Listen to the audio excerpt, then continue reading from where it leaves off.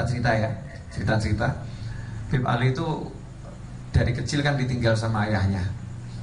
Bukan ayahnya meninggal, ayahnya masih hidup. Ya, ditinggal sama ayahnya, Habib Muhammad. Ditinggal kemana? Ditinggal ke Mekah untuk dakwah. Karena ayahnya diperintahkan oleh Habib Abdullah bin Husain bin Thahir untuk dakwah di Mekah. Radhiyallahu ta'ala anhum ajma'in. Nah, ketika itu Habib Ali nggak diajak, ya, diajak, masih kecil. Dan ibunya pengen punya teman. Ya, ibunya pengen punya teman. Maka berangkat sang ayah dengan anak-anak yang udah besar. Habib Ali ditinggal, tapi di bawah pengawasan ibu yang alimah, arifah billah, Hababah Alawiyah. Ya, Hababah Alawiyah, ibunya Habib Ali. Itu wanita yang luar biasa ilmunya. Nah, anak sama ibu, ibu sama anak gak punya orang lain. Kalau sekarang anak sama ibu, ibu sama anak, tapi punya YouTube. Ya, punya iPad, punya tablet. Jadi kadang ibu serahkan, nih nak, daripada repot, anaknya rewel, nih tablet nih. Itu kalau sekarang. Kalau dulu enggak. Jadi ibunya alim, ya, anaknya sendiri, dan ibunya nggak ada yang nemenin. Jadi ibu ini hiburannya ya anak ini hiburannya adalah ibu. Dari kecil tuh yang di Hadramut udah biasa hidupnya di masjid, itu biasa. Maghrib sampai Isya di masjid, ya, nggak pulang biasa. Kalau yang udah dewasa, mulai tengah malam, kalau kita baca perjalanan seorang Maroko ketika ke Hadramut, ke kota Tarim di masa lampau sekitar tahun 800 Hijriah, itu ditemukan kalau tengah malam banyak orang-orang yang berangkat ke masjid untuk tahajud bawa lampu sendiri-sendiri. Bukan masjidnya nggak ada lampu, masjidnya ada lampu, lampunya belum listrik, masih pakai lampu, ya, lampu penerangan tradisional tuh ya, masih pakai lentera. Kenapa kok bawa lampu sendiri-sendiri? Dari waroknya orang-orang Hadramut. Nah, asalnya negeri Wali Songo ini ya, asalnya para Wali Songo. Warok kenapa? Karena sholat tahajud itu hukumnya sunnah. Nah, ini orang yang bantu penerangan masjid wakafnya untuk sholat 5 waktu, bukan untuk tahajud. Jadi nanti kalau cahayanya ini digunakan untuk menerangi yang tahajud, termasuk penyalahgunaan kas masjid. Waroknya luar biasa. Sehingga berangkat masing-masing bawa lampu sendiri dari rumah, kemudian ditaruh di masjid, taruh sholat. Nah, berangkatnya sekitar jam 12 malam, ya, jam 11 malam, pulangnya waktu duha. Ya, pulangnya waktu duha. Itu gambaran sehari-hari di Hadramut seperti itu. Makanya belum tumbuh kumis udah jadi wali semua. Belum tumbuh kumis udah bisa lihat yang gaib. Ya, bisa lihat yang gaib.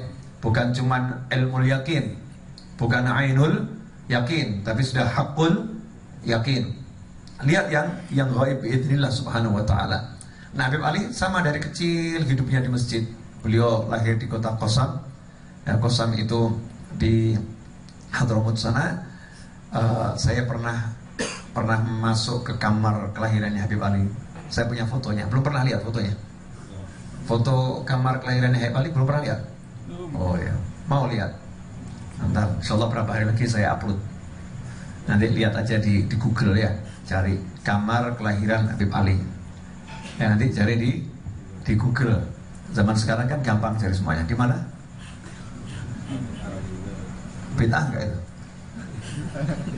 Cari ilmu di Google ya. Nah, suatu hari Habib Ali seperti yang sering kita dengar di manaqib itu ya. Suatu hari gamisnya, jubahnya tertinggal di masjid. Jubahnya tertinggal di masjid. Karena udah malam, maka sama ibunya diantarkan. Tapi ibunya nggak masuk ke masjid. Ya, karena di situ kan banyak kaum pria. Ibunya nunggu di luar. Ya, masjid udah sepi. Belum jam tahajud, tapi udah selesai waktu sholat Isya dan orang-orang yang wirid dzikir udah pulang. Waktunya untuk istirahat. Nah, masuk masjid, cari jubahnya nggak ada. Habib Ali cari jubahnya nggak ada.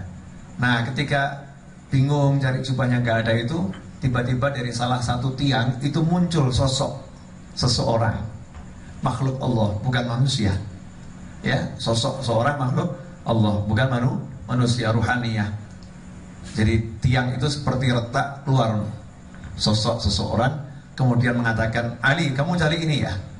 Nah, coba kalau itu Anda lari atau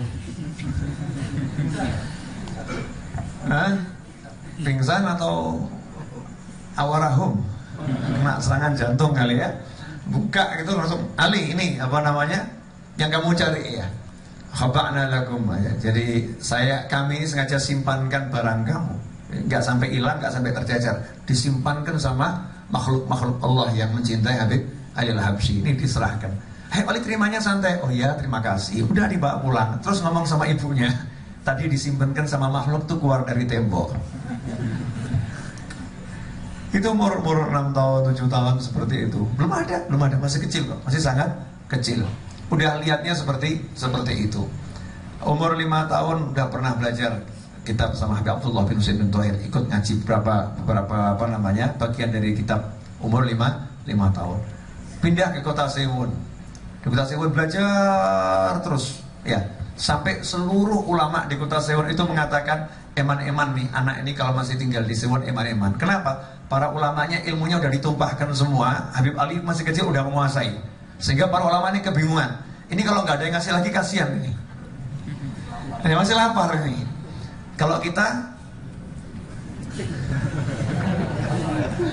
kalau kita ya, dikasih juga nggak paham.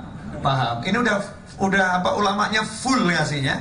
Habib Ali masih belum dapat apa-apa itu, masih stoknya luar biasa. Sehingga ulama mengatakan ini sayang ini. Langsung menyurati ayahnya yang di Mekah. Ini anakmu kalau ditinggal di Sewon terus sayang, bawa aja ke Mekah. Iya, dipanggil sama abahnya ke Mekah. Nah, itu sekitar umur 17 tahun, panggil ayahnya ke Mekah. Ibunya, Masya Allah, anaknya direnggut, temennya dari kecil, dari hamil, ya, dari lahir, tiap hari bersama-sama, gak pernah pisah. Jadi ibunya gak pernah pisah sama anaknya gak pernah pisah sama ibunya. Tapi karena ini yang manggil bapaknya, ya, gak seperti wanita zaman sekarang, dasar bapak gak punya perasaan. Ini wanita zaman sekarang. Ini beda, ini ibunya yang dipikirkan anak saya harus jadi orang yang betul-betul luar biasa. Dan yang manggil bapaknya sami'na wa ata'na. Kalau udah ayahnya yang ngomong ya gak pakai A, B, C. Padahal ini Habib Alawiyah ditinggal di Hadramut, ditinggal di Sewon, gak pernah lagi didatangi oleh Habib Muhammad. Suaminya gak pernah nyamperin lagi. Kenapa? Karena tugas dakwah di Mekah gak bisa ninggalkan. Fardu hukumnya wajib, fardul kifayah. Bila harus turun sendiri, gak bisa ditinggalkan. Sampai beliau jadi mufti Haramain. Istrinya gak ketemu suami, suaminya gak ketemu sama istri. Jadi saling merindukan tapi gak lebay. Paham ya? Wanita zaman sekarang kan gitu, suami nggak punya perasaan, nggak pernah menjenguk gitu kan, dakwah saja. Ini kalau yang jadi istrinya para ustadz ya mungkin keluhan istrinya seperti itu. Istri saya enggak loh ya. Tapi ya nggak tahu enggaknya seberapa, wallahu a'lam, rahasia. Jadi itu banyak keluhan lah. Zaman sekarang banyak keluhan. Ini enggak, Habib Alawiyah nggak pernah mengeluhkan suaminya karena tahu bertugas di jalan Allah. Sang suami juga yakin nih anaknya pasti dididik oleh istrinya karena istrinya wanita yang luar biasa. Maka ya Ali berangkat ke Mekah. Berangkat ke Mekah itu belajar sama ayahnya. Tidak boleh ikut sholat berjamaah di Masjidil Haram kecuali kalau sama Habib Muhammad. Gak boleh ikut sholat berjamaah di Masjidil Haram kecuali kalau sama ayahnya. Kalau keluarnya sama ayahnya. Mungkin orang yang dengar ini mengundang tanya. Perlu dijelaskan. Memang sholat berjamaah di Masjidil Haram itu pahalanya luar biasa. Tapi orang itu kalau memang menjaga anak agar anak ini selamat dunia akhirat, punya jangkauan pikir yang sangat panjang. Anak ini lagi dididik. Kalau nggak dijaga, nanti bisa terpengaruh orang lain. Karena yang namanya Masjidil Haram itu tempat berkumpulnya seluruh manusia dengan berbagai bentuk aliran dan ajaran. Ya, berbagai bentuk aliran dan ajaran. Sehingga ayahnya mengkhawatirkan nanti kalau anaknya ini belum betul-betul siap, masuk Masjidil Haram, lihat kok ada orang kok sholatnya seperti ini, lihat ada orang akhlaknya begini, nanti ada orang mungkin di masjid ngobrol sendiri, apalagi sekarang ya di masjid main WhatsApp dan lain sebagainya, dianggap itu biasa, mungkin dianggap itu suatu hal yang lumrah, akan terekam di kepala anak, sehingga anak ini rusak, rusak akidahnya, rusak pemahamannya, rusak cita rasanya, rusak. Ayahnya menjaga, jangan kecuali sama aku, kalau nggak sama abahnya nggak boleh, nggak sama abahnya nggak boleh. Dan saking menjaga anaknya itu, kalau malam Habib Muhammad bangun, lihat kok anak-anaknya belum tidur. Nah, anak-anaknya kalau malam belum tidur bukan seperti anak zaman sekarang. Anak sekarang belum tidur main PS, apalagi. Pokoknya begitulah, jaga dia. Ini anaknya belum tidur buka kitab, lagi mutolaah. Ya, kakak adik ini lagi mutolaah, diskusi, bahas kitab. Abahnya senang. Sehingga kadang abahnya ini juga kalau anaknya lagi main sepak bola. Jadi Habib Ali juga main sepak bola ya. Ya, main sepak bola labul qurrah. Habib Muhammad ikut main nih. Bapaknya juga ikut main. Tapi di rumah itu. Ya, terus dididik. Nah, rupanya ibunya itu kangen. Bapak Alawiyah kangen, tulis surat. Nah, surat itu kan sampainya ke tangan Habib Muhammad dulu. Dibaca sama Habib Muhammad, langsung disobek. Gak dikasih ke anaknya. Ini surat untuk anaknya, ini sama bapaknya disobek. Sobek. Kenapa? Ini kalau sampai jatuh ke tangan anaknya bisa hancur hatinya karena rindu sama ibunya. Ya, karena rindu sama ibunya. Bapaknya jaga, sayang. Ya, dijaga benar anak ini, jangan sampai terpengaruh oleh rasa rindunya sehingga proses belajarnya bisa berantakan. Karena ini masalah ilmu. Jaga betul sobek ini. Nah, kalau zaman sekarang repot mau jaga ya. Masing-masing pegang WhatsApp, Facebook, SMS, BBM ya.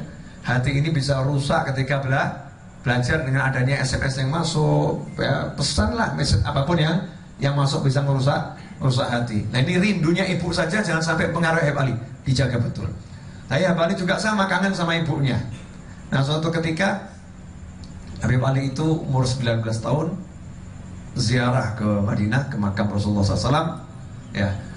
Di situ memberanikan diri minta sama Rasulullah SAW karena dipanggil sama Rasulullah, pengen ketemu Rasulullah. Nah, ketika ziarah tiba-tiba ada seperti ledakan cahaya, kemudian muncul Nabi Muhammad SAW.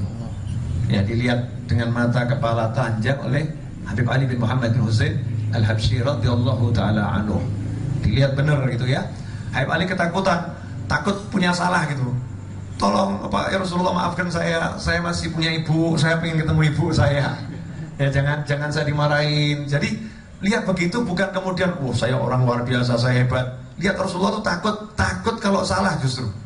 Ya, takut salah. Introspeksi di jangan-jangan saya punya salah, jangan-jangan saya punya hal yang nggak benar. Tolong ya Rasulullah, maafkan saya masih pengen ketemu ibu saya. Nah, kemudian singkat cerita, Habib Ali bisa kembali ke kota Sewun, lagi-lagi belajar dan mengajar, belajar dan mengajar. Jadi waktunya semua habis untuk ilmu. Lah, kalau sekarang waktu kita habisnya untuk apa?